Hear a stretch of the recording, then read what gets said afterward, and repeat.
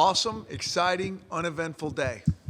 And, and I'm really proud of these kids that we signed, because I think in this day and age, to make it uneventful takes a little bit more work and a little bit more strongness of will, so to speak, because there's a lot of good players here that were recruited by a lot of people, and just keep the drama out of it and stay true to what they decided to do. We're really proud of those guys. Really proud of our coaches. I can't tell you how many miles we traveled and how hard these guys worked and how much research that they had done. And I think it really turned out how we were hoping it would. I think there's really good balance from where the kids came from. We got 7 kids coming from California, 5 from Washington, 3 from Texas, if you're counting Miles Rice, who I'm counting in all this, all the things we talk about here today, 2 from Arizona, and 1 from Oregon. And I think the footprint that we go with, it should look like that. I think there's balance on offense and defense. I think it's 9 defensive guys, 7 offensive guys, and a kicker. So at every position, we kind of addressed a need, took a guy. And so, yeah, I mean, these days are certainly different than they used to be. Way back in the day, about 5 years ago, when maybe you guys didn't know everything about them and more than we know about these recruits. I should probably start asking you guys now, like, okay, what did we miss? What do you guys know that we don't? But, we're really pleased with these guys. And I think the next thing is I like this next period where now these guys can just relax and they don't have so many reporters calling them, so many other coaches calling them. They can concentrate on being a high school senior, concentrate on finishing their grade strong, going to the prom, running some track, whatever they're going to do. And I think that's important. And then we'll get them here in the summertime and be excited to start the development process. So with that being said. What is your post-recruiting process for you and your coaches as far as contact between now and spring and then fall when the kids come up here? Keep up a regular contact with them a little bit?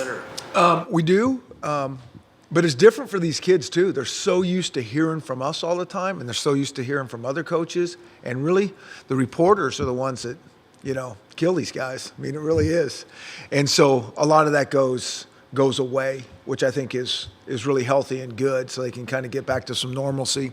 And then we'll stay in contact with them for sure. And, now we can text these guys. I mean, they don't really like to talk, as we know. These 18-year-olds, they just want to text. And so we can text them back. But some of these guys will come up maybe during spring ball, check us out a little bit. And then we'll get them here in the end of June, and they'll be here before they know it. How different was putting together this class knowing you only had about 17, 18 spots? Yeah. And so it's a little bit different because you're starting to make some decisions early on, and that's what we always say, this recruiting thing's a two-way street. When a kid commits to us, that dramatically changes our recruiting as well, because just like what you're talking about, it's like you don't have all these extra scholarships. It's like, okay, we are locked in now. And if somebody comes down the pike, so be it. We've already committed to this guy. And so you got to make good decisions, and a lot of times you got to make these early. And so I think it's probably more fun when you have a bunch of scholarships and you can just start getting as many guys as you can. But we don't have that, that luxury. We actually had a few more than, and you're going to have that every year, than really our senior count. And then again next year it's going to be a small class again. And I think as we move forward, I think we're always trying to work for balance in terms of all the 5 classes. And so I don't know what the ideal number is. It's probably somewhere between 17 and 19 to 20 if your classes are all balanced equally. 17 times 5 is 85. So, but you're always going to lose some in the attrition of the 4 or 5 year process. And but that's hard to do. That's very hard to do, is keep that type of balance throughout. But what we signed is kind of in the ballpark of the type of balance that we're okay with. Was there a moment in this process or with a kid or any time that got you the most excited or put the biggest smile on your face of either the got a kid that you just really connected with, or that just... I think that that's a really hard question to answer because I think we get so connected to all these guys. And there's certain guys that I feel really connected to because they decided early, and that was that. And it's not really as simple and as easy as that was that because, as you know, there's some relentless people that don't let up, and it can be very hard on those kids and their families. I think there were some other kids that, had some choices that might have been easier for them to make, but not necessarily better. And at the end of the day, they made the right choice in terms of what was in their heart, but it wasn't the easy choice.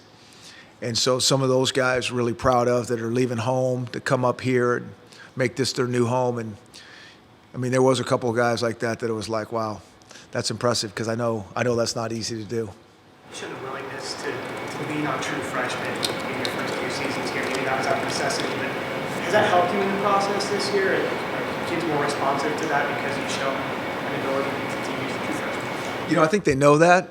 We didn't really talk a whole lot about that. They know the depth chart. We show them that. I think they know we're going to play the best guys, and if you're one of the best guys coming in, you're going to play. It's really that simple. We live in the here and now, and so if you're the guy that can make us better right now, we'll give you that chance. What do you attribute your success with local guys, keeping the in-state guys? I mean, this is 3 classes in a row. You've obviously done pretty well. I think one, it has to do with this university. I mean, I really say this. I mean, it's kind of one of the reasons that I'm here. I mean, I think this is a special place. I think the University of Washington, I think you start with the academic part of things. I really do. I mean, that's why I know these kids are so passionate about football, and sometimes that's even more of their priority sometimes, if we're being realistic, than the academic thing. But they also get the importance of the academics, and by the time we get here and we get them in our program and they understand what we're all about, they know that the academic thing is equally as important as anything we'll do football-wise. And this place is, as good as anything in the country in terms of academics. So I think it starts there. I think this area, the Seattle area, is passionate about football. I think everybody wants to go where football is important, and not just on this campus, but in this town. I think they see that and feel that. They grow up, they see the Seahawks, they see about the Huskies on TV. And, if we can continue to take steps in the right way, everybody loves a winner. And they grow up seeing the Huskies win and win and win. That starts really getting this ball rolling. And that's how it should be. The kids around here should want to stay here and play for their hometown school. How much does it help? Does it resonate with a guy like Brandon Wellington? He committed so early and stuck with that. Does that resonate with other recruits when they see? Oh, there's no question. I mean, we come in here and you're getting the Buda Bakers and Caleb McGarry's and all these guys that have offers across the country, and they're choosing to stay right here. I think, all their coaches and their families and the people that know them to be able to come and see them play, I think that matters. Again, Brandon Wellington's another guy that we're extremely proud of. I think he may have been one of the biggest, I don't want to say under the radar guys, but I kind of think that. I mean, because he just said, this is where I'm going, he could have gone to a lot of places. But I think he's a dog. I think his family's all about the dogs, and we couldn't be more pleased. You've had a lot of success, certainly the last few years. We've been paying attention with your commits, whether they're real early or a little bit later. Your commits stay committed in general. Obviously, that's what you want. Is there anything about your process or your strategy with kids that you can talk about that helps that happen? It's really a unique and secretive deal, so I hesitate to say it. It's just called honesty. I mean, we just try to be as honest with these guys as we can. And it blows my mind when people are talking about, well, kids aren't flipping. And I get it. The problem that these kids flip and change their mind is because they get so much pressure on them from professional salesmen is what it is. And so that can be very confusing, not only to the 17 or 18-year-old, but to the families who have never been through this. And so that's a really hard thing. But what we basically try to do is educate them on the whole process the best we can.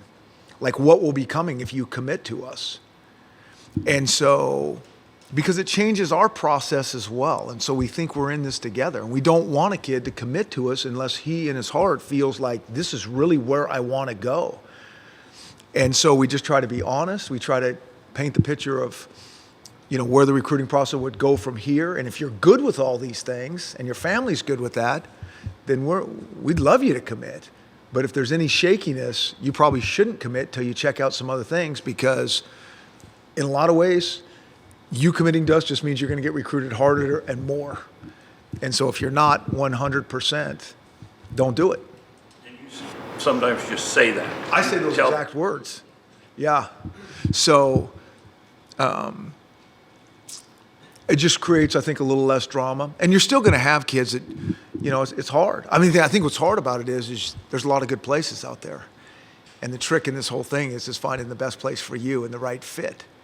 And so then you get these guys that, are pretty good at doing their deal, getting these kids thinking a different way. And so they really need to have already kind of worked a lot of this stuff out in their head before they commit. Chris, you got 6 defense. I talked to Byron Murphy this morning. I'm sorry. I talked to Byron Murphy. Go ahead, Bill. Take it away. No, I talked to Byron Murphy this morning, and he said he planned on playing basketball as well. How do you feel about a guy who wants to play 2 sports, and have you had one do that before? We've never had a guy do that.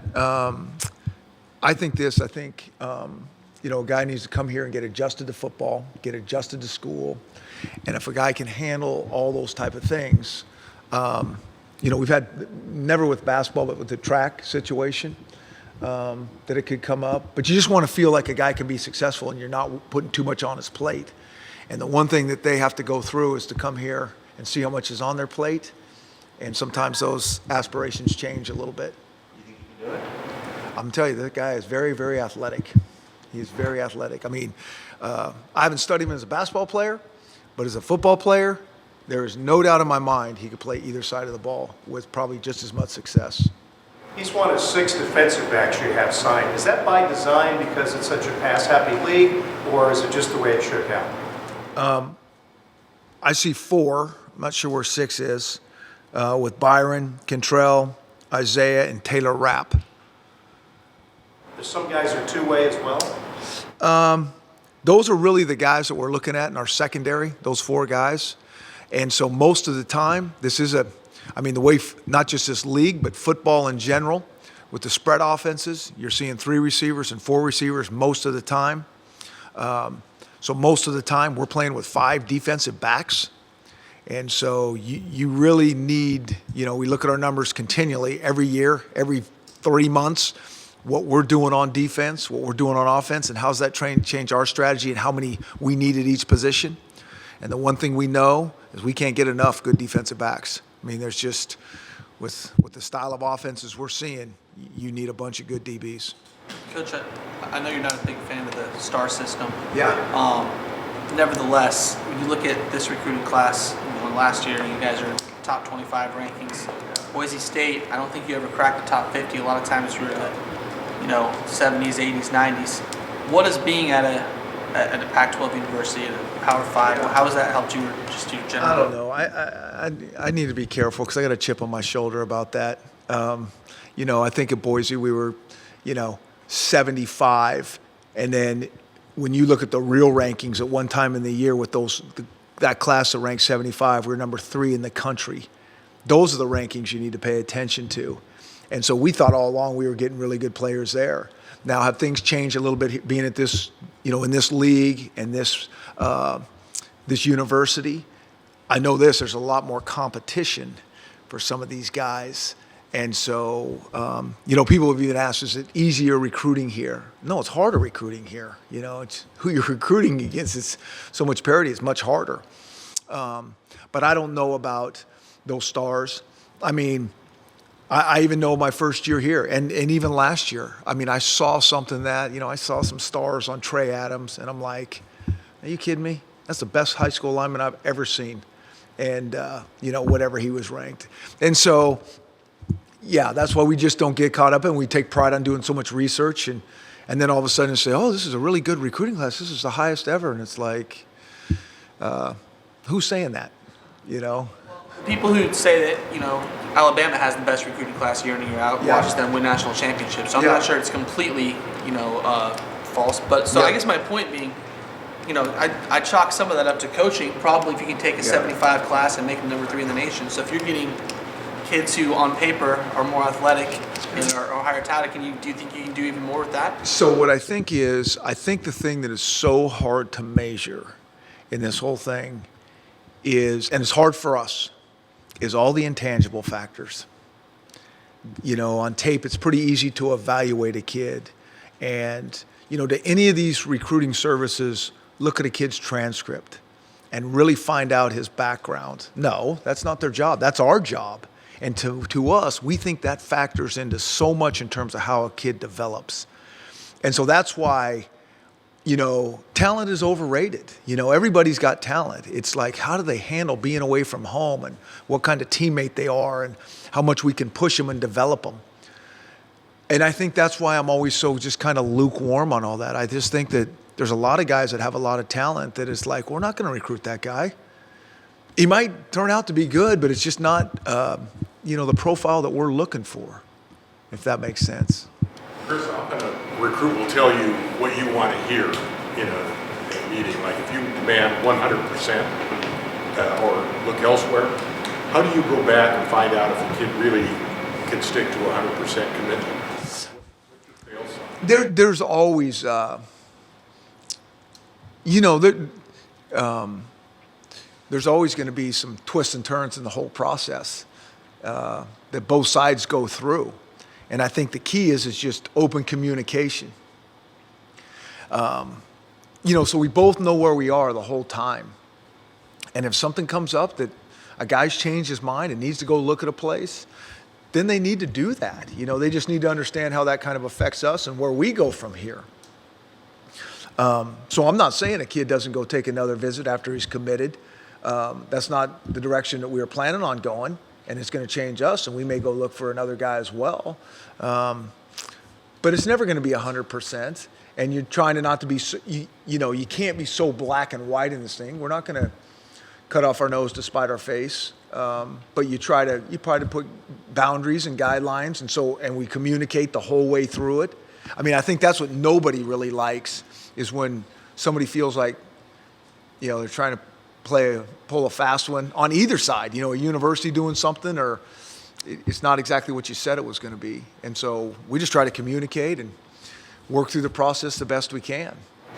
How important is it to try to leverage subtly past relationships with players who may have come out of the same school, coaches, other connections be made? Are those important with most kids when, as far as their perception of your program? I think our best recruiters should be our players and ex-players. That's what I think. Ask those guys. I mean, they've been through it. And if we're doing our process right and we're the coaches that we kind of hope to be and think we are, those players should sell this place for us and say, hey, this is what they're telling you is legit. And this is why it's good. And, you know, here's the hard part of it. But I tell our coaches that all the time. I think our best players should be our best recruiters should be our players. You know, the coaches can get them here, and then I would like them around our players as much as they can possibly be, and tell them how it is. You know, I mean, I think one of the worst things in this whole recruiting process is if you get a kid here and he's different than you thought he was, or the place that he's coming to is much different. I always tell the guys the worst thing that I could hear is somebody to walk into my office and say, Coach Pete, this is a lot different than you told me it was going to be. And so I think about that when we're recruiting these kids. I don't want that to happen, because it's going to be different a little bit than he has in his mind anyways. It's just how it is once you get here and, you know, you're going through the grind. And so I just think it's really important to try to, you know, communicate and be honest about it.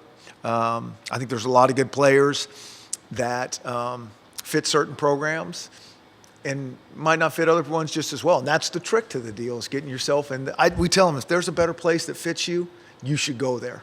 This thing goes so fast, and you only get to go in college one time and do this, and it's all about being at the best place for you, because there's a lot of players that will still fit us really well here. Can you talk about some of the guys on the list? I mean, fans want to know about some of these guys. Who jumps out? Who's They got an need to come interesting tonight story? so we can see some videotape. I mean, like I said, I think you ask me this question every year, Kim, and it's you know, I love all these guys. You know, we got Daniel Bridge-Gadd, the quarterback that's here now, which is really, really cool for a quarterback, I think. You know, I'm still right in the middle of the road on whether kids should come early or not. We get that question all the time, even by families, and I tell them that's really your call. You know, if you're really itching to leave high school early and be up here, awesome. And if you don't want to do that, we get that as well. But I think that, you know, there's so much for a quarterback to digest when he is ready to leave. You know, that's going to be good because he's going to be lost and confused for, you know, half this year. And so he's here now, and we like that.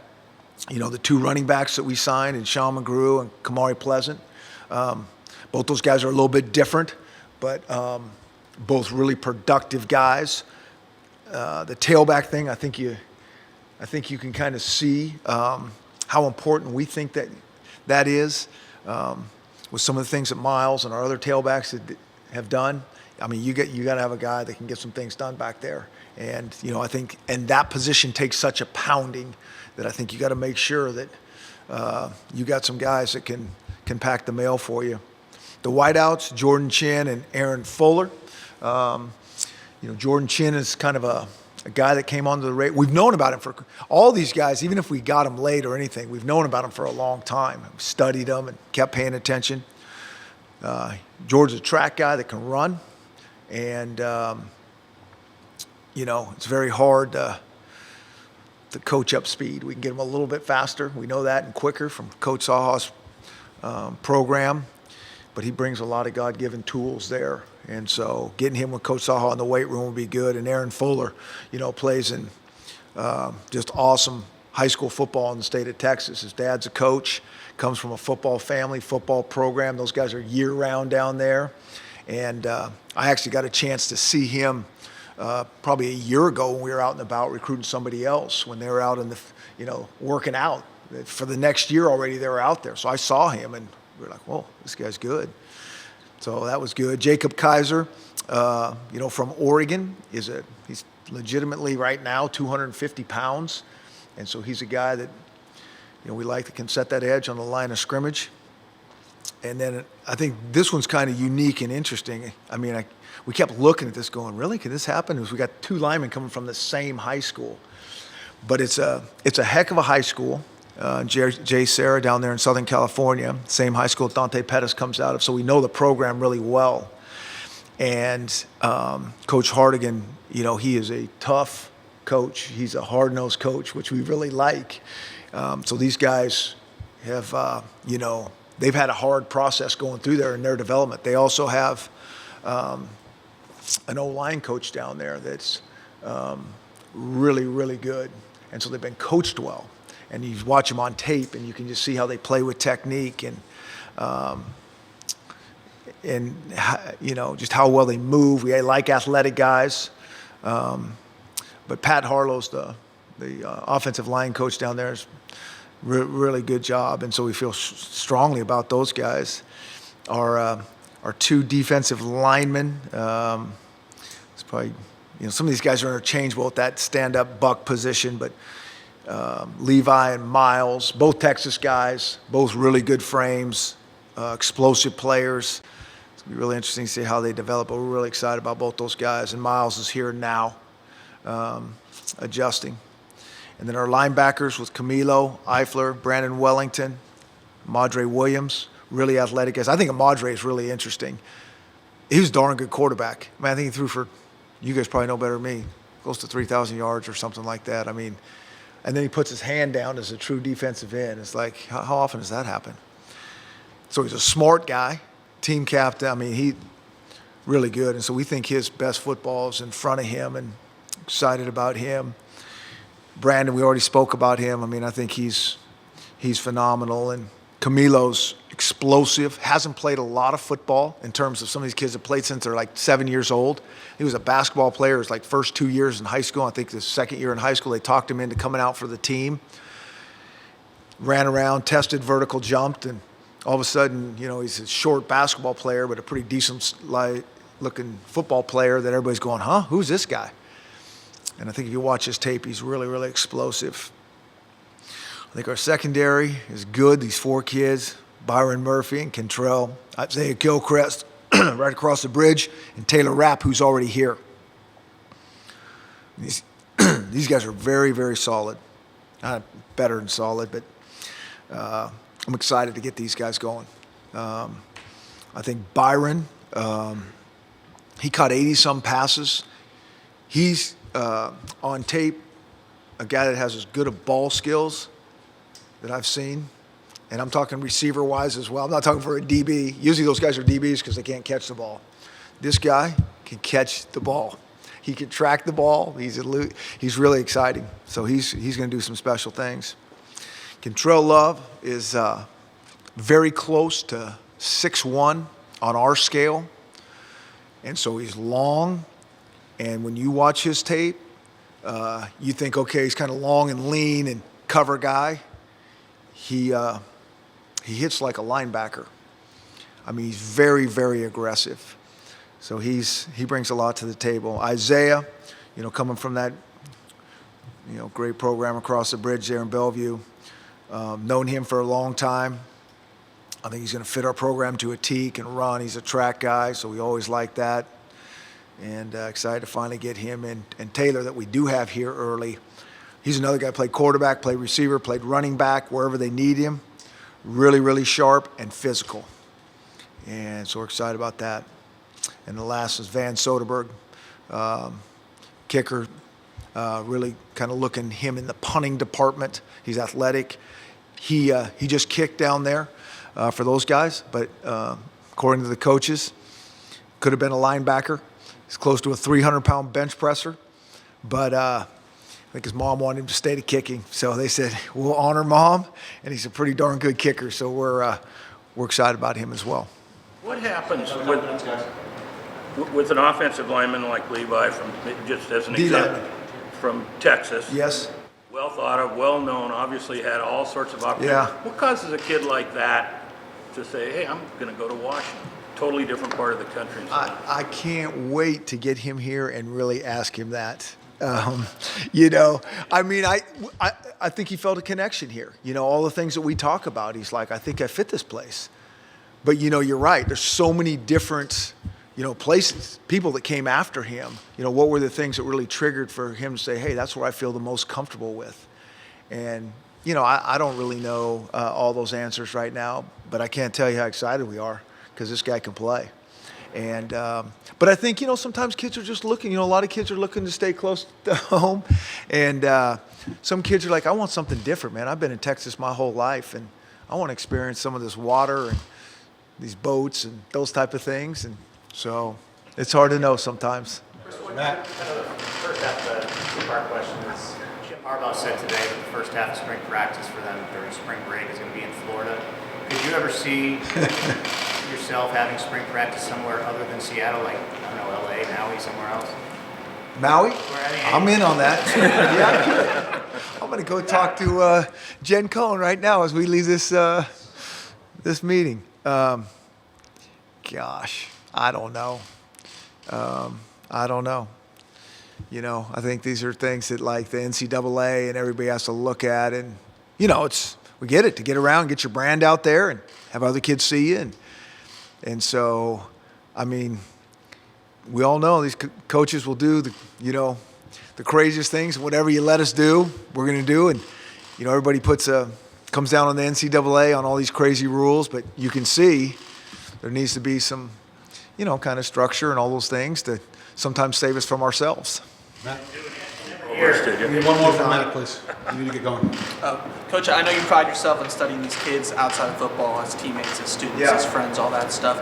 I'm curious, though, as the level of talent increases and the more sought-after guys are signing with you guys, does it make it harder, or how much harder does it make it to maintain that team-wide character? Because, kids think highly of themselves sometimes. I don't think it does at all. I don't think that's changed at all. I think there's a lot of kids out there that are all about the things that we're all about. What I do think is harder is I think there's a lot more outside noise in their ears in terms of maybe making choices, what's important, what's the cool thing to be like, to do. But you know, the world has just shrunk. And I was just talking to one of our players about that. I mean, I don't think it's that much different than when I played way back when. What I think is different is the scrutiny and the microscope that they're under is so much different. But I think kids, you know, I don't think the principles of like raising kids and you know, doing the right things, and I think that's all the same. But I think they see a lot more, they get influenced more. And that's where I think it comes back to communication of like, hey, here's the things that we really think are important in your development in the next 4 or 5 years. And, you know, these are things you're going to be hearing. Is that important to you? Do you want to hear those things? That's kind of what I think about that. Thanks, guys. Sorry to Okay, cut it short. thank you.